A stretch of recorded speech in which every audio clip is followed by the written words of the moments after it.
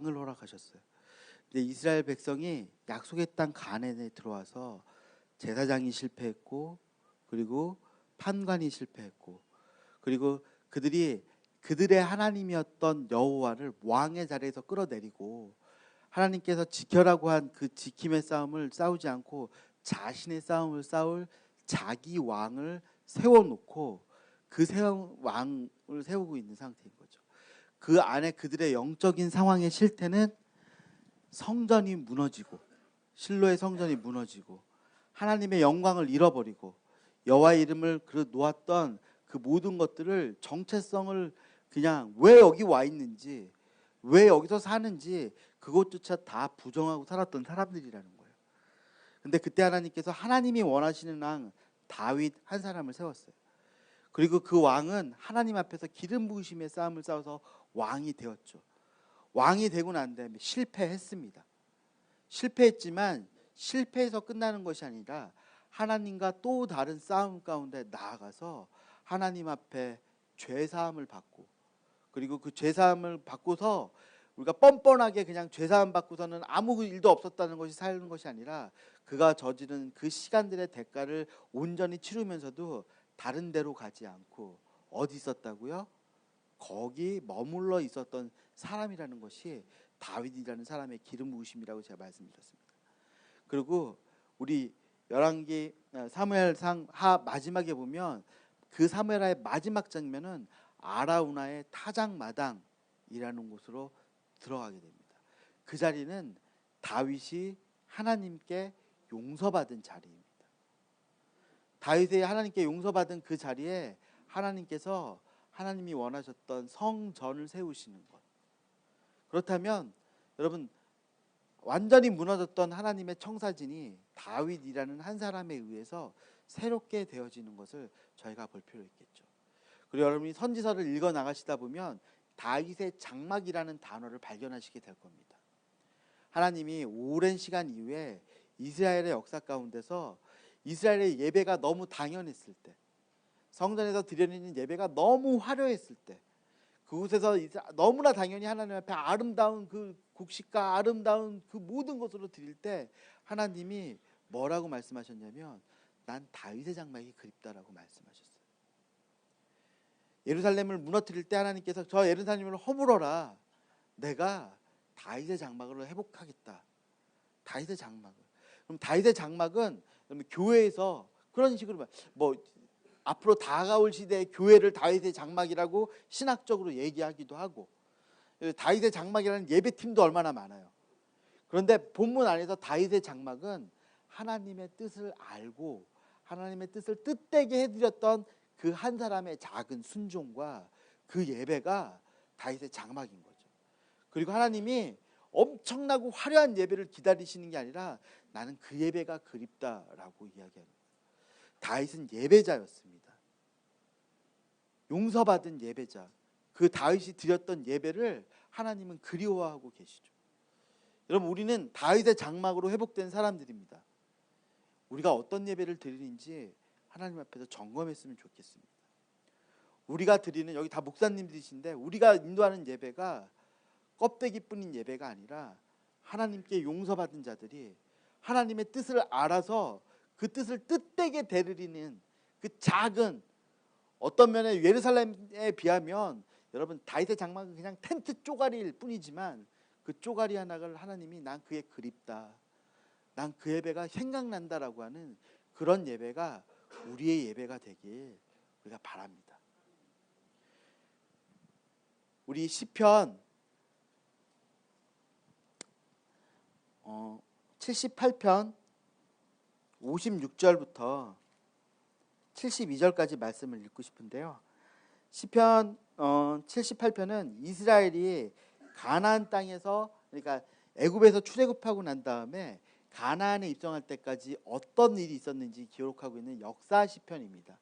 그 역사 시편 가운데 가나안에 들어간 그들, 여호수아부터 한번 읽어보도록 하겠습니다. 제가 볼게요. 55절 눈으로 따라 읽어 주십시오. 78편 55절입니다. 또 나라를 그들의 앞에서 쫓아내시며 줄을 쳐서 그들의 소유를 분배하시고 이스라엘 지파들이 그들의 장막에 살게 하셨도다. 여호수아의 말씀이죠. 여호수아를 요약하고 있는 한 문장입니다. 56절부터 사사기의 말씀이 시작될 겁니다.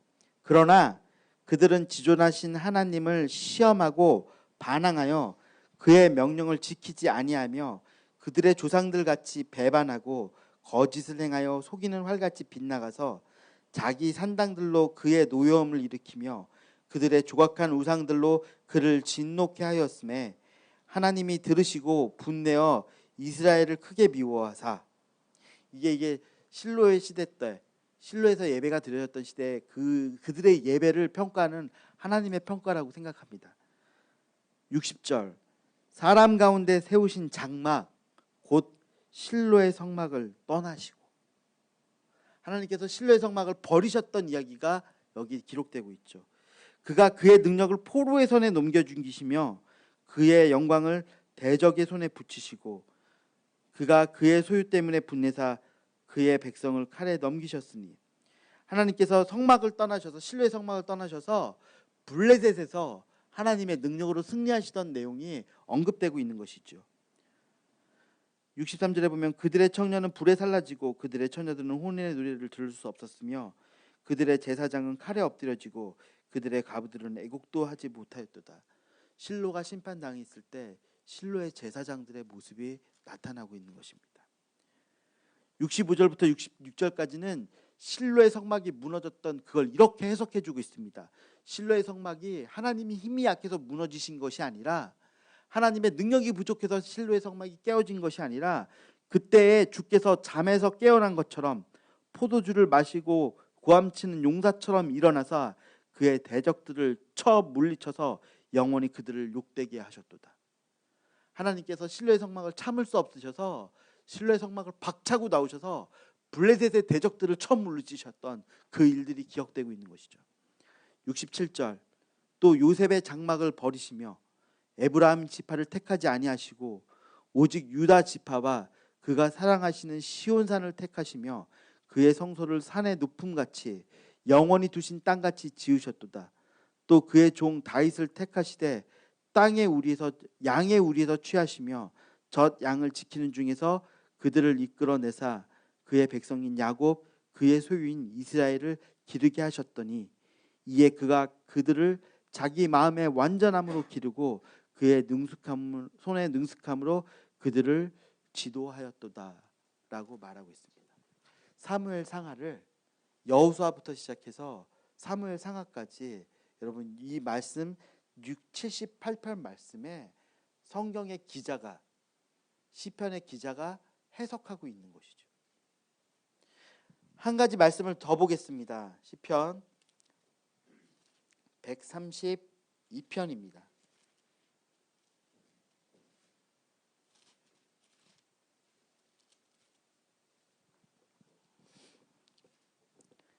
성전에 올라가는 노래입니다.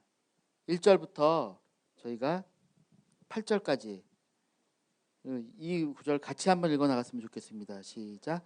여호와여, 다윗을 위하여 그의 모든 겸손을 기억하소서. 그가 여호와께서 맹세하며 야곱의 전능자에게 서원하기를, 내가 내 장막집에 들어가지 아니하며 내 침상에 오르지 아니하고 내 눈으로 잠들게 하지 아니하며 내 눈꺼풀로 졸게 하지 아니하기를 여호와의 처소 곧 야곱의 전능자의 성막을 발견하기까지 하리니, 우리가 그것이 에브라다에 있다함을 들었더니 나무밭에서 찾아도다. 우리가 그의 계신 곳으로 들어가서 그의 발등상 앞에서 엎드려 예배하리로다. 여호와여, 일어나사 주의 권능의 계와 함께 평안한 곳으로 들어가소서. 라고 여기까지 읽겠습니다. 여러분, 다윗의 서원이죠. 내가 여호와의 성막을 찾을 때까지 내 장막에 들어가지 않겠습니다. 여러분, 실로에서 흩어진 실로의 성막은 여러분 열왕기에 이르기까지 흩어져 있었던 것을 볼 수 있습니다. 이 말씀은 다윗의 시편이기도 하지만 다윗이 그 흩어진 성막의 기물들을 찾으러 다니는 다윗의 열심도 있는 것 같습니다. 1,000번제를 드렸을 때 왜 솔로몬은 기브온에 가서 예배를 드렸을까요? 1,000번제를 실로의 성막의 번제단이 기브온에 있었기 때문에 거기로 간 겁니다. 나머지 성막의 기물들은 어디에 있었을까요? 어떻게 찾았는지는 모르지만 여러분, 이 시편을 통해서 다윗이 여호와의 성막을 발견하기까지 쉬지 않겠다라고 이야기한 그의 열심, 무너진 예배를 다시 예배의 자리로 돌려놓겠다고 하는 그를 우리가 좀 기억해 놓을 필요가 있겠습니다. 그래서 다윗 이후에는 달라집니다. 다윗 이후에는 제사장들이 24 반차를 나누어 자기의 순서를 따라 여호와의 전에 제사할 수 있게 됩니다. 다윗 이후에는 레위인들이 항상 성전에 거하며 여호와 앞에 찬양을 하는 찬양단이 조직이 됩니다. 여러분, 예배가 무너졌을 때 이 다윗을 통하여서 예배가 회복된 그것들을 저희가 기억했으면 좋겠습니다. 또 한 말씀을 보겠습니다. 시편 139편입니다.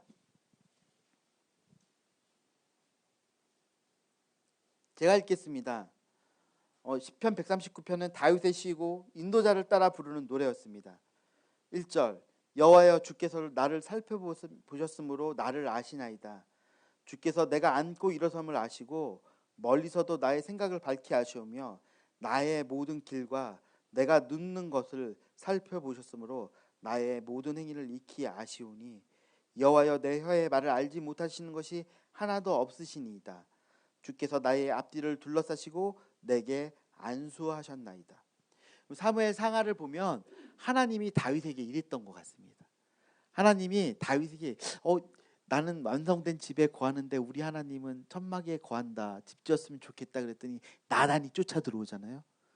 하나님이 그의 말에 생각을 알지 못하시는 게 없으셨던 거죠.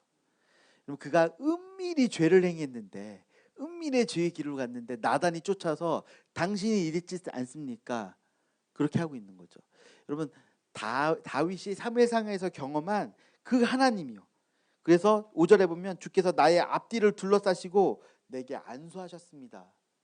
나의 앞에도 계시고 뒤에도 계시고 주는 알파이시면서 오메가, 내 과거에도 내 앞에도 그분이 계시다는 그 얘기가 되겠죠. 여러분, 다윗이 경험하고 고백했습니다. 그런데 반전이 있습니다. 6절에 이 지식이 내게 너무 기이하니 높아서 내가 능히 미치지 못하나이다. 여러분, 그 지식을 내가 살았는데 그 지식이 너무 높아서 내가 이해가 된다고요? 이해가 안 된다는 거예요. 하나님하고 동행했던 이 다윗이 이해가 안 됩니다. 내가 주의 영을 떠나 어디로 가며 주의 앞에서 어디로 피하리까? 내가 하늘에 올라갈지라도, 다윗은요 하늘에 올라갔던 사람입니다. 한 남자로서 이스라엘 모든 지파의 왕이 되는 가장 하늘 같은 권력에 올라갔던 사람이죠. 거기 누가 계셨습니까? 거기 계셨습니다. 다윗은 밧세바와 가늠함을 통해 스올 같은 나락에 떨어지기도 했습니다.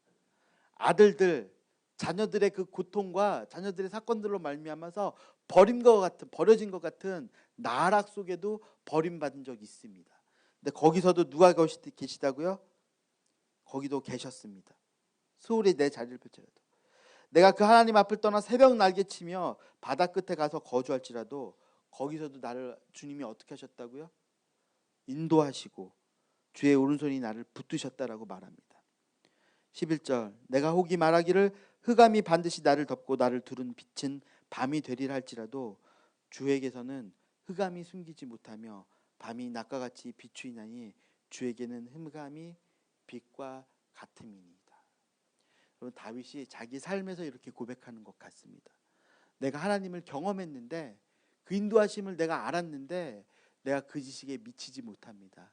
알지 못합니다. 그런데 내가 성공했을 때에도 하나님은 나와 함께 하셨고, 내가 실패했어도 하나님은 나와 함께 하셨고, 내가 여기는 하나님이 없다라고 말하는 그런 멀리까지도 도망을 쳐봤지만 거기에도 하나님은 나하고 함께하고 계셨습니다 라고 고백하고 있는 이 다윗의 모습을 저희가 보았으면 좋겠습니다. 13절부터 16절까지는 왜 그러냐면 하나님이 나를 만드셨기 때문에 그럽니다 라고 창조주 하나님을 고백했습니다. 그리고 17절 18절, 하나님이여 주의 생각이 내게 어찌 그리 보배로우신지요, 그 수가 어찌 그리 많은지요, 내가 세려고 할지라도 그 수가 모래보다 많도소이다. 내가 깰 때에도 여전히 주와 함께 있나이다. 사람들은 기름 부으심 받은 왕 다윗을 이렇게 평가할 겁니다. 그 원독자의 시대 때 그 사람은 하나님과 함께 했던 사람이다. 아니다. 그의 삶에 일어나는 일들을 봐라. 그게 어떻게 하나님의 축복받은 사람이냐? 심판받은 사람이다. 하나님에게 버림받은 사람이라는 그런 말까지 들었을지도 모르겠어요. 그러나 이 사람의 고백, 내가 깰 때에도 여전히 주께서 나와 함께 하십니다 라는 이 고백을 저희가 다윗의 삶에서 나중이라도 묵상하시면서 꼭 보셨으면 좋겠습니다. 마태복음 1장으로 한번 가보도록 하겠습니다. 마태복음 1장은 예수님의 족보에 대해서 나타나고 있습니다. 마태복음 1장 1절부터 16절까지는 여러분 이스라엘의 왕의 족보입니다. 근데 왕의 족보인데 여러분 이 이스라엘의 왕의 족보 가운데 여러분 강조되고 있는 이름들이 있습니다. 그러니까 이 족보를 통해서 우리는 유대인의 정체성을 알 수 있게 되겠죠. 가장 유대인다운 그런 족보가 이 족보입니다. 아브라함부터 다윗까지 이르는 이 족보 가운데 예수 그리스도까지 이르는 족보 가운데 여러분 제가 한 가지 발견한 것을 나누고 싶습니다. 여러분 여기에 남자의 이름이 아닌 여자의 이름들이 있는 것을 기억하실 겁니다. 여기 보시면 다말이 있습니다. 라합이 있습니다. 그리고 룻이라는 여자, 세 여자가 있습니다. 여러분 제가 룻의 이야기를 해드렸죠. 오늘 구속사적 관점을 이야기하면서 룻을 이야기해드렸는데요. 제가 말씀드리겠습니다. 이 세 여자는 하나님의 언약 바깥에 있었던 여자입니다. 그런데 구약 성경에서 이들이 어떤 시간을 겪었던지 간에 결과는 똑같습니다. 그들은 언약 안에 들어와 있습니다. 이것을 바꿔 말하면 하나님과 함께 할 수 없었던 사람들이었는데 하나님이 함께 해준 사람들입니다. 그리고 한 여자의 이름이 더 나옵니다. 우리아의 아내 밧세바라는 멀쩡한 이름이 있습니다. 그런데 밧세바라는 이름을 제하여 버리고 거기에 우리아의 아내라는 이름으로 들어가 있어요. 무엇이 강조되는 것일까요? 다윗이 저지른 죄, 다윗이 저지르고 다윗이 용서받은 그 죄가 거기에 강조되는 것이겠죠. 여러분 여기에 나타나지 않은 수많은 남자들의 이름이 있죠. 한 사람 한 사람 놀라운 비밀이 숨어져 있을 겁니다. 그런데 여러분 우리의 상식을 깨는 여자들의 이름만 가지고 제가 해석을 해보니까요 이렇더라고요. 이스라엘이 누가 이스라엘이냐, 누가 아브라함의 자손이냐, 하나님이 함께 해주셨기 때문에 아브라함의 자손이라고. 하나님이 죄를 용서해 주셨기 때문에 아브라함의 자손이라고. 여러분 구약 성경에 나타난 역사사의 모든 원독자들 하나님이 함께 주셨기 때문에 이스라엘이고 선민이 된 거예요. 그리고 하나님이 그들의 죄를 사해 주셨기 때문에 이스라엘의 백성이 된 것이죠.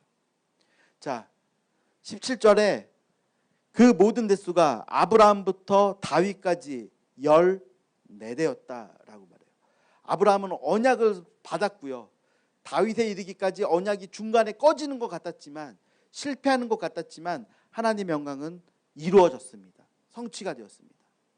다윗부터 바벨론으로 사로잡혀갈 때까지 14대더라. 여러분 우리는 다윗으로부터 시작된 성막의 영광, 성전의 영광을 기억합니다. 예루살렘 성전이 지어졌습니다. 그리고 나서 바벨론으로 잡혀갔을 때 그 성막이 어떻게 끝장나버렸는지 알고 있죠. 언약의 실패의 역사입니다. 그리고 바벨론에서부터 예수 그리스도까지 어떤 역사일까요? 새 언약이 준비되는, 새롭게 시작되는 언약의 시작되는 그 역사입니다.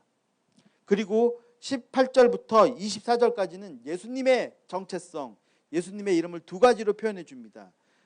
아들을 낳으리니 그 이름을 예수로 하라. 이를 번역하면 저가 자기 백성을 죄에서 구원할 자이시라. 그 아이의 이름을 임마누엘이라 하라. 이를 번역하면 하나님이 우리와 함께 하신다. 1절 16절까지 1절부터 16절까지 죄사함 받은 사람들, 하나님과 함께함을 얻어낸 사람들, 그 사람이 하나님의 백성입니다.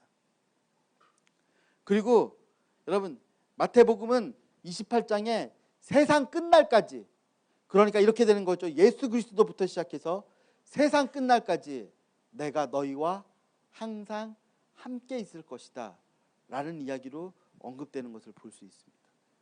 여러분, 이것이 성경을 관통하는 언약의 역사입니다. 그 언약의 역사에서 우리는 오늘 어떻게 보면 아브라함부터 다윗까지 살펴봤습니다.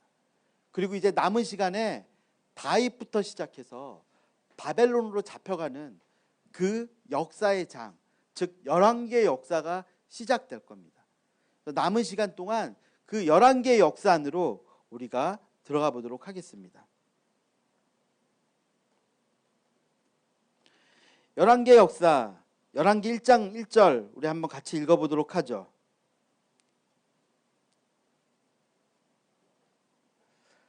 자, 같이 읽읍시다.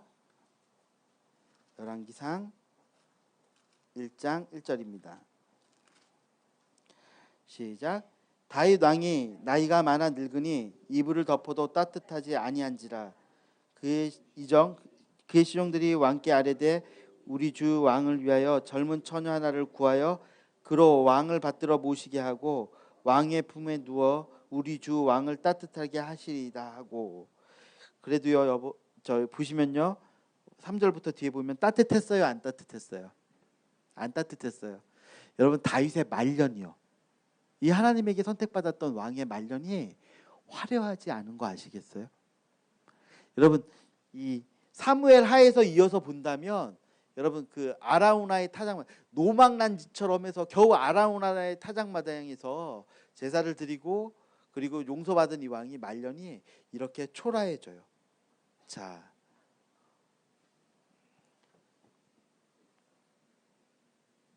잠깐 죄송합니다. 왜 이럴까요?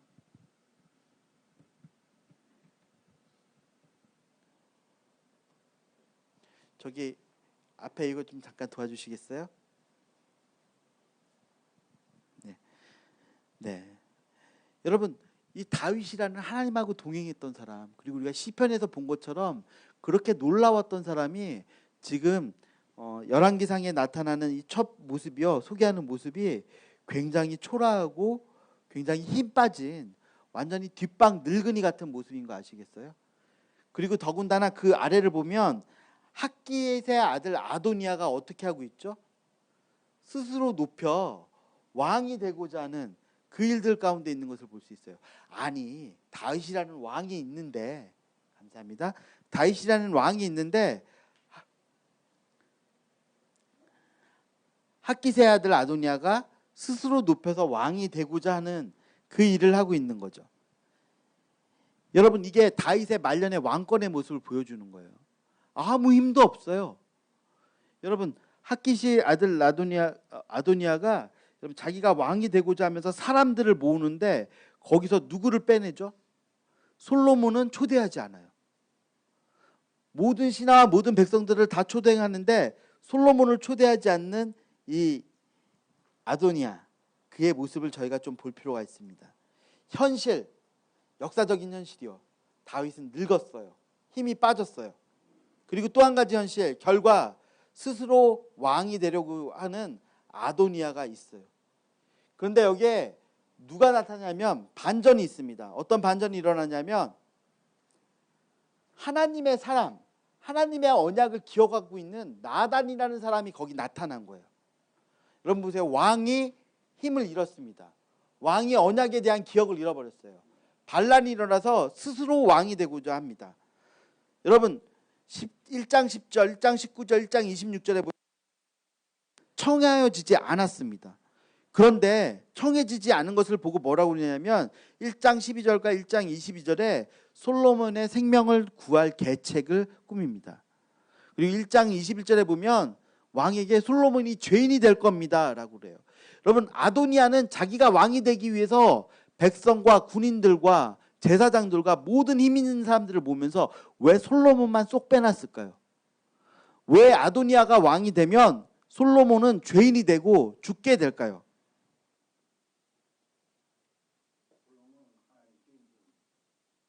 네, 감사합니다.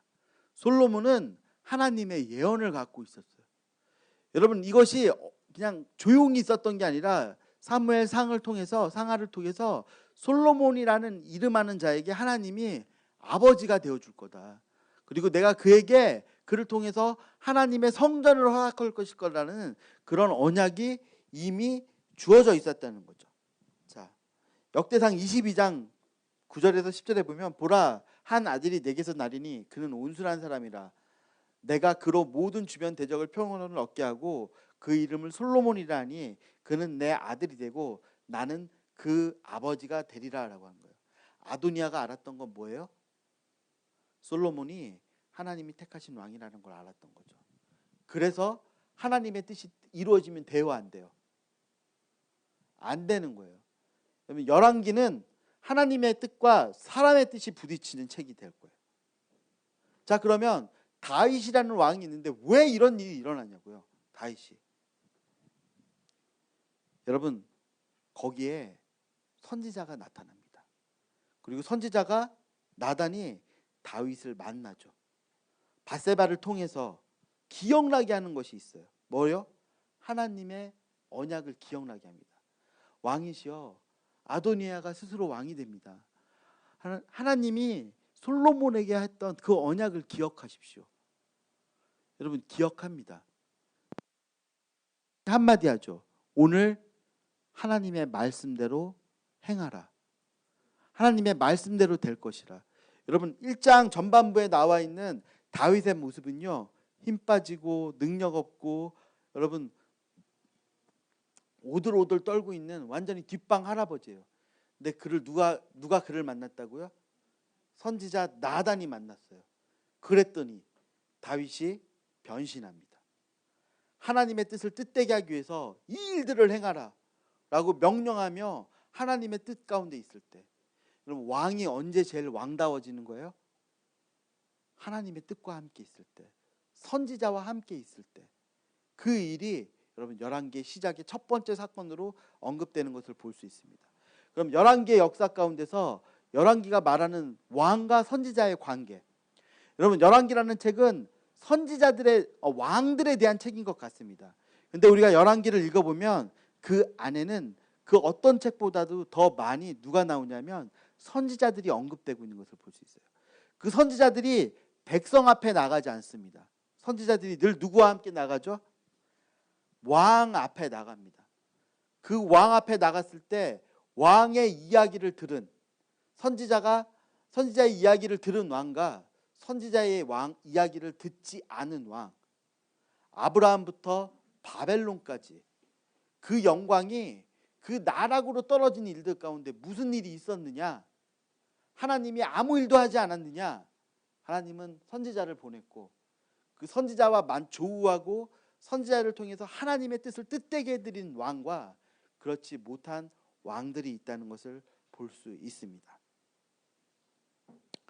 솔로몬이 왕이 되고 아도니아는 쫓겨나죠. 아도니아의 이제 2장으로 넘어가면서 열왕기에서 다윗이 죽음 가운데서 그가 무엇라고 하는지 이야기하는 것을 좀 볼 필요가 있을 것 같습니다. 여러분, 다윗은 나단의 선지자의 활약으로 말미암아 하나님의 뜻이 다시 한번 뜻되게 해드린 그 영광스러운 자리에 있게 합니다. 하나님의 기름 부심이 온전하게 흘러가도록 만들어놨습니다. 그리고 2장 1절에 다윗이 죽을 날이 임박함에 그의 아들 솔로몬에게 명령하여 이르되 내가 이제 세상 모든 사람이 가는 길로 가게 되었노니 너는 힘써 대장부가 되고 내 하나님 여호와의 명령을 지켜 그 길로 행하여 그의 율법과 계명과 율례와 증거를 모세의 율법에 기록된 대로 지키라. 그리하면 내가 무엇을 하든지 어디로 가든지 형통할지라. 여호와께서 내 일에 대하여 말씀하시기를 만일 내 자손들이 그들의 길을 삼가 마음을 다하고 성품을 다하여 진실이 내 앞에서 행하면 이스라엘 왕위에 오를 사람이 내게서 끊어지지 아니하리라 하신 말씀을 확실히 이루게 하시리라 라고 말하고 있어요. 다윗이 어떤 길을 걸어왔다고요?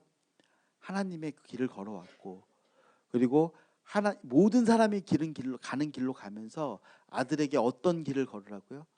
이 길을 걸으라 라고 말하고 있죠.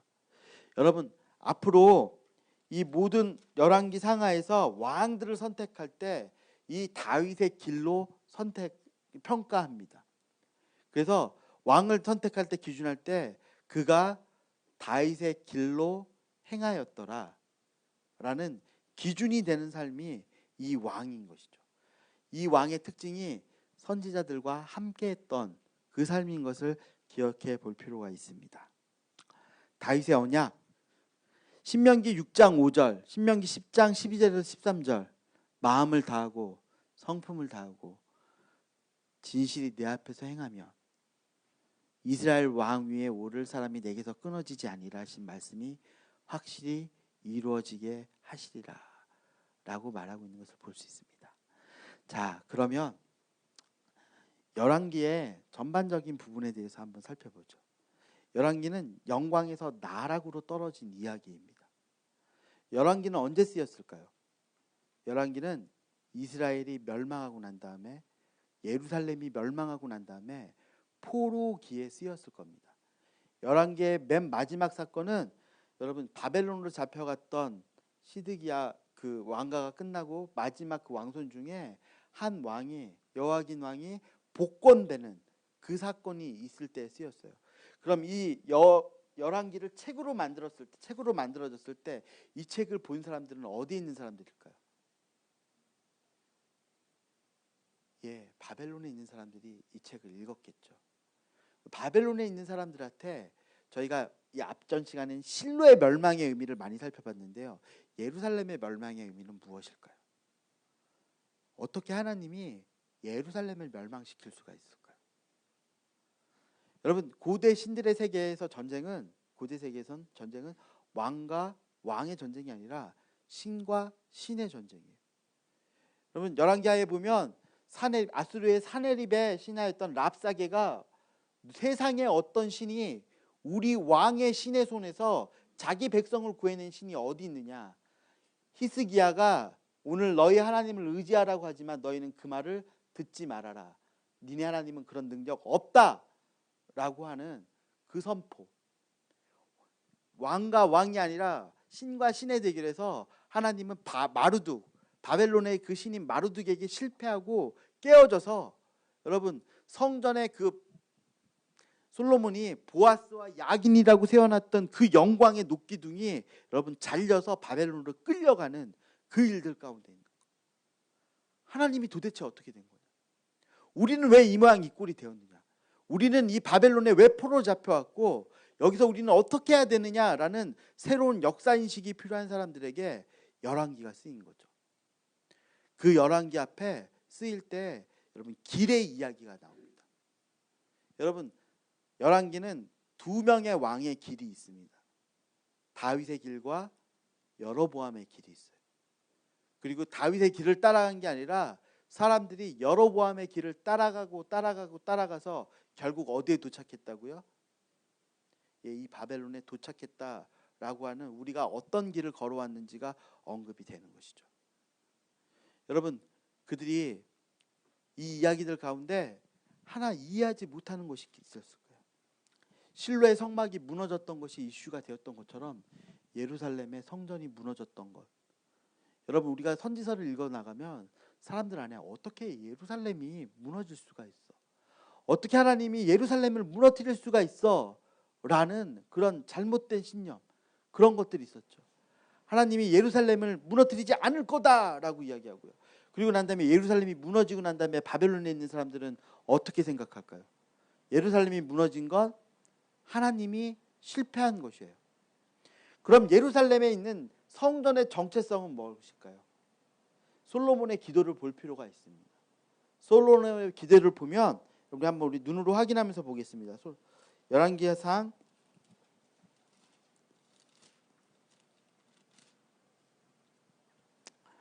8장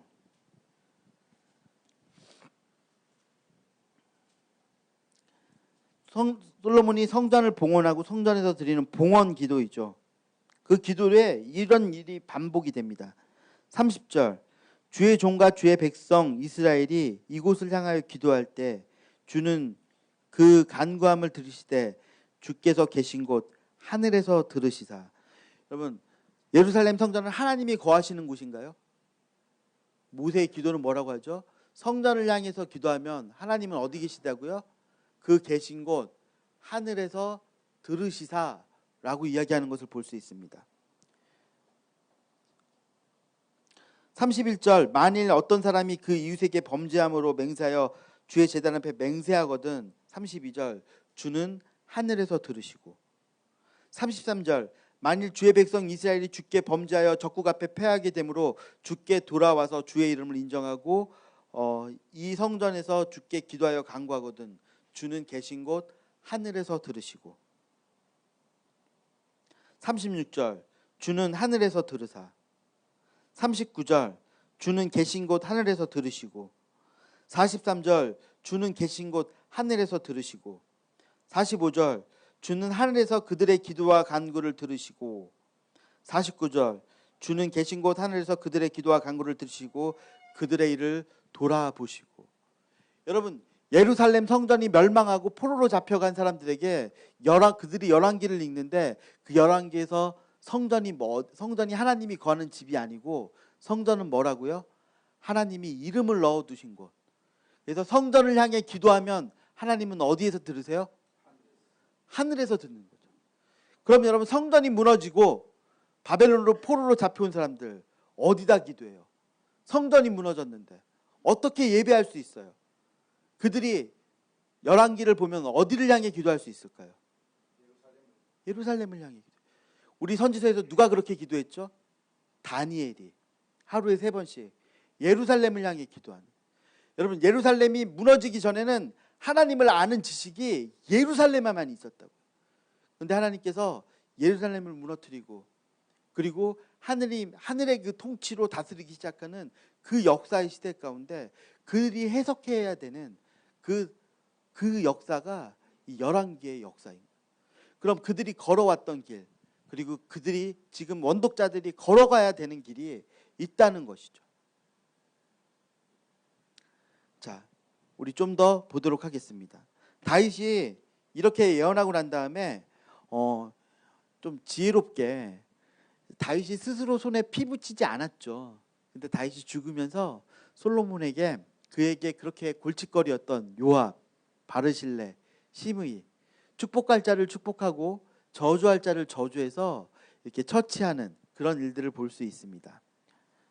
자, 다윗이 이스라엘 왕이 된 지 40년에 죽었고 솔로몬이 그의 아버지 다윗 왕에 앉으니 그의 나라가 심히 견고해졌죠. 2장 13절부터 46절까지는 아도니아, 아비아달, 요압, 시므이가 제거되는 것을 볼 수 있습니다. 이에 나라가 솔로몬의 손에 견고하여졌다라고 말하고 있죠. 자, 지혜의 왕 솔로몬이 3장 1절부터 10장 29절까지 다스립니다. 통일 완국 시대라고 이 시대를 이야기하고 있는데요. 솔로몬의 지혜에 대한 특별한 설명을 하고 있어요. 그러니까 영광이었던 때, 그러니까 이스라엘이 가장 영광이었을 때 도대체 무슨 일이 있었는가라고 이야기하죠. 자, 솔로몬이 열왕기상 3장 2절부터 15절까지 보면 솔로몬이 산당에 가서 제사를 지내요. 여러분, 아직 성전의 공사가 끝나지 않았기 때문에 산당에서 드렸던 거죠.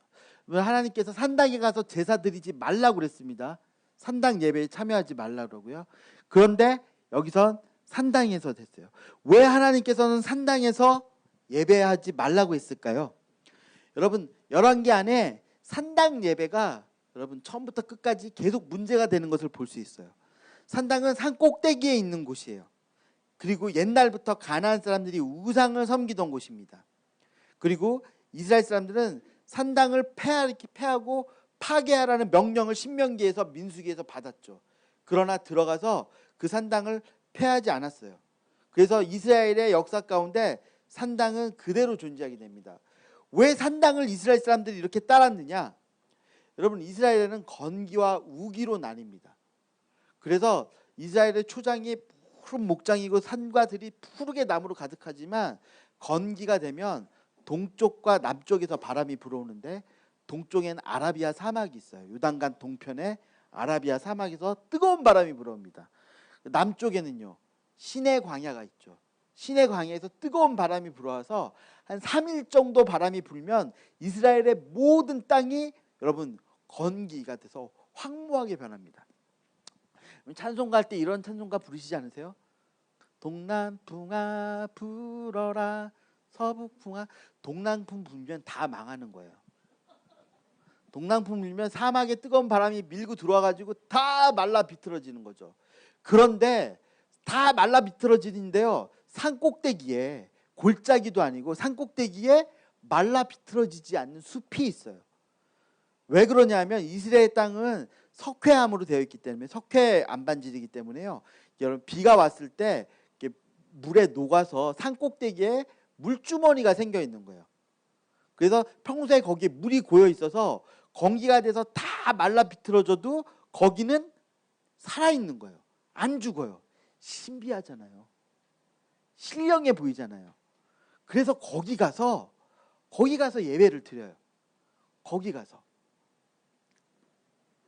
그래서 거기서 예배를 드리는데, 그 신령한 그 신비로운 그 생명력에 의지해서 뭘 하냐면 인신제사도 드리고, 그리고 거기서 종교적인 음행도 하고 복술도 행하고 이런 갖가지 가증한 일들을 행했던 거죠. 그리고 거기가 나중에는 하나님을 예배하는 장소로 변합니다. 가나안 종교와 혼합이 되어서 이스라엘 백성 가운데 하나님도 섬기고 바알도 섬기는 그런 시간이 된 것이 이곳이에요. 자, 그런데 솔로몬이 그곳 기브온 산당에 가서 제사를 드리고 있습니다. 역대상 21장 29절에 보면 옛적에 모세가 지은 장막과 번제단이 어디에 있었다고요? 기브온 산당에 있었기 때문이래요. 그리고 실로의 성막이 파괴된 이후에 성막의 모습이, 여러분 언약궤는 다윗의 그러니까 성에 보관되어 있고 나머지가 흩어져 있는 거죠. 그러니까 제물을 드리려면 어디로 가야 되는 거예요? 기브온 산당으로 갔었어야 돼요. 거기서 1천 번제를 드렸습니다. 자, 1천 번제를 1000일 동안 드렸을까요? 아닙니다. 한 번에 1000마리의 예물을 드렸어요. 자, 1000마리의 예물을 드렸더니 하나님께서 꿈에 솔로몬에게 나타나셔서 응답해 주십니다. 자, 3장에 보면 3장 4절에 솔로몬이 예배를 드리고 꿈 꾸기 전에 기브온에서, 그 제단에서 뭘 했다고요? 제사를 드렸고, 그리고 그 응답을 받고 난 다음에 솔로몬의 예배가 꿈을 깬 후에 예루살렘에서 언약궤 앞에서, 그러니까 여러분 우리가 이 솔로몬의 예배가 기브온에서 드렸기 때문에 좀 덜하다라고 평가할 수도 있지만, 꿈 깨고 난 다음에 어디로 갔겠다고요? 언약궤 앞으로 달려갔다는 거예요. 참 번거로웠을 것 같아요. 기본까지 가서 거기서 제물 드리고 언약궤 앞으로 달려가는 그 모습이요. 자, 우리 열왕기상 3장 말씀을 보면요. 자, 5절에 보면 3장 5절에 기브온에서 밤에 여호와께서 솔로몬의 꿈에 나타나시니라. 하나님이 이르시되 내가 내게 무엇을 줄꼬 너는 구하라 라고 했더니 솔로몬이, 여러분 이제 6절에 보면 이제 아버지의 이야기를 쭉 합니다. 그리고 뭘 구하냐면 9절에 보면 누가 주의 이 많은 백성을 재판할 수 있사오리까 듣는 마음을 종에게 주사 주의 백성을 재판하여 선악을 분별하게 하옵소서라고 하죠. 그러면 솔로몬이 뭘 구했어요? 우리가 듣는 마음, 말씀 읽었으니까, 근데 우리가 흔히 상식으로 알고 있는 건 뭘 구했어요? 지혜를 구했죠. 근데 솔로몬은 지혜를 구하지 않았어요. 듣는 마음을 구했죠. 들어서 뭐 한다고요? 선악을 분별하는 그 듣는 마음을 달라고 했더니 10절에 보면 솔로몬이 이것을 구하매 그 말씀이 주의 말씀에 든지라.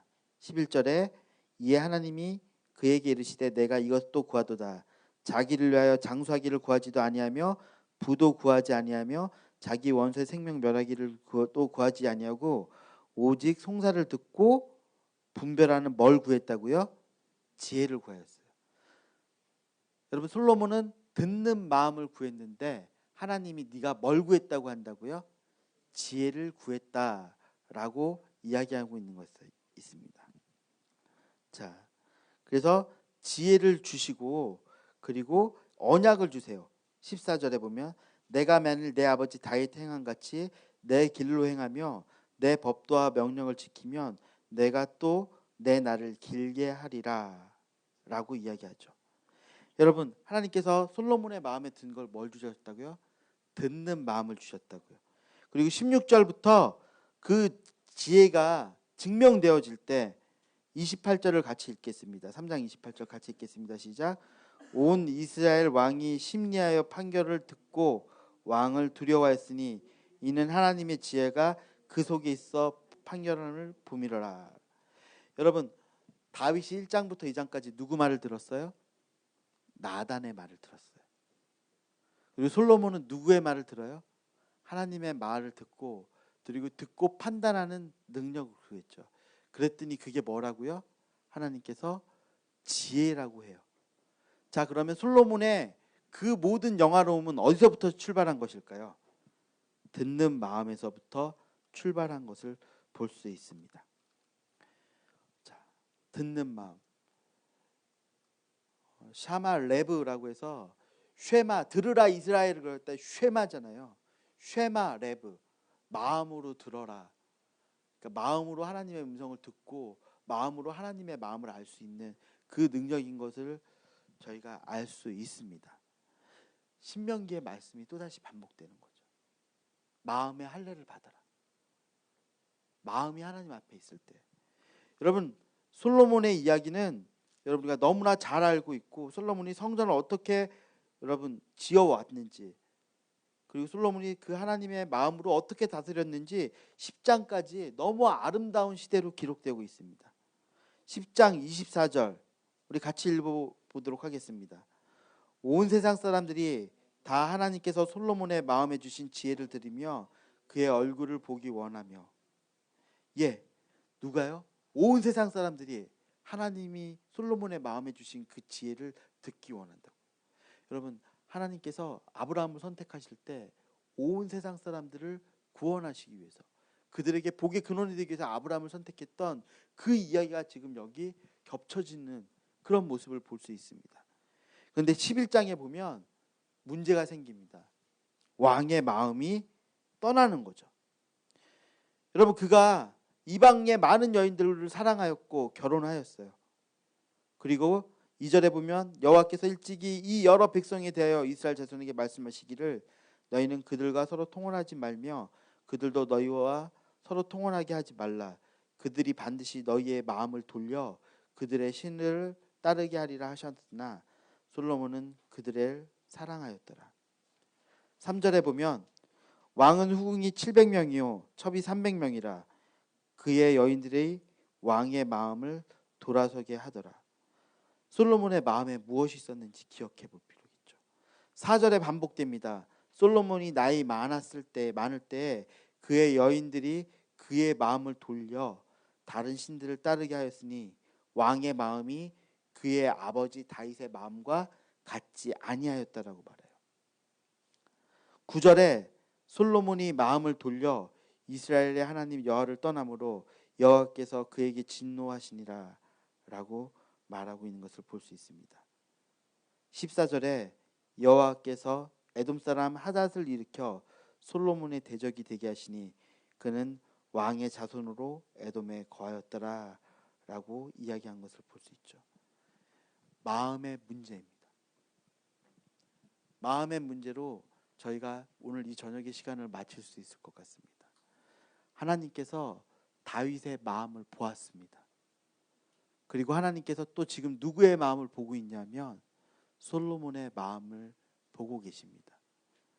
하나님께서 이스라엘의 마음 가운데 두신 그 법과 그 율례를 기억합시다. 그리고 이스라엘이 그 법과 율례를 어떻게 대했는지 다윗이 왕이 되기 이전 상황을 한번 기억했으면 좋겠습니다. 솔로몬이 다시 그 마음의 문제로 하나님과 만나게 됩니다. 여러분, 솔로몬은 열왕기에서는 이렇게 소개되고 끝납니다. 그러나 우리는 솔로몬이 전도서와 아가서, 잠언의 지혜를 기록했던 것을 기억해 봐야 됩니다. 솔로몬은 여러분 잠언의 그 전도서의 지혜 가운데 솔로몬이 세상의 모든 것들 향해 헛되다라고 얘기하고 결국엔 하나님을 경외하는 것이 그것 외에는 길이 없다라고 이야기하는 그의 고백, 그 마음의 고백을 저희가 한번 살펴봐야 될 것 같습니다. 솔로몬은 하나님에게서 마음이 떠났던 자입니다. 그러나 여러분, 우리가 솔로몬의 지혜 문학이라는 장르로 성경 안에 들어가게 된다면 우리는 솔로몬이라는 사람을 만나게 됩니다. 지혜의 두 얼굴을 기억합시다. 하나님 앞에 있어야 지혜입니다. 하나님 앞에 있어야 참 마음입니다. 여러분, 원독자들이 열왕기 역사를 읽으면서 무엇을 느꼈을까요?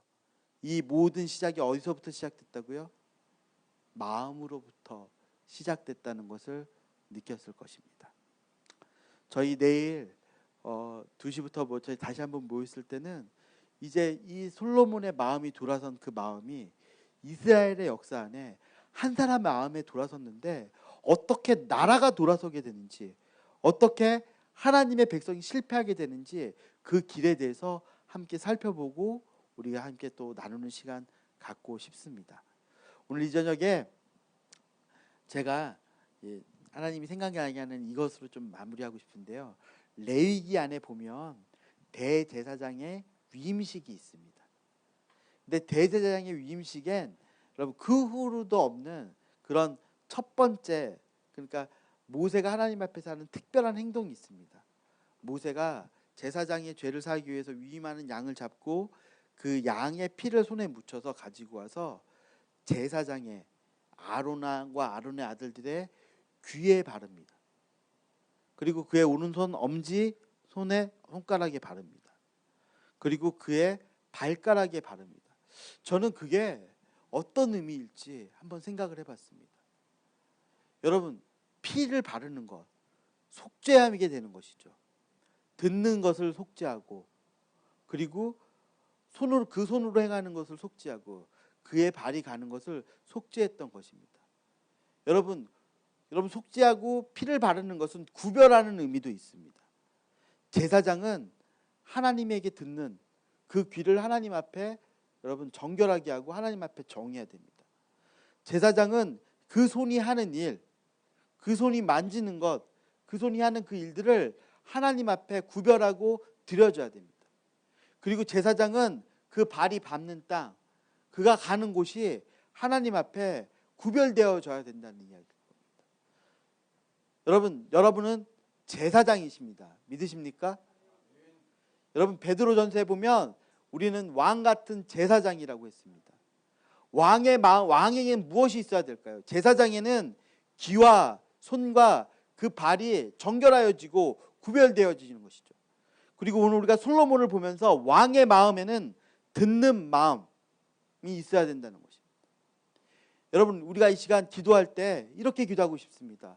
하나님, 내 귀가 듣는 것과 내 손이 만지는 것과 내가 가는 곳과 내 발이 가는 곳과 그리고 내 마음이 하나님께 구별되게 하여 주시옵소서.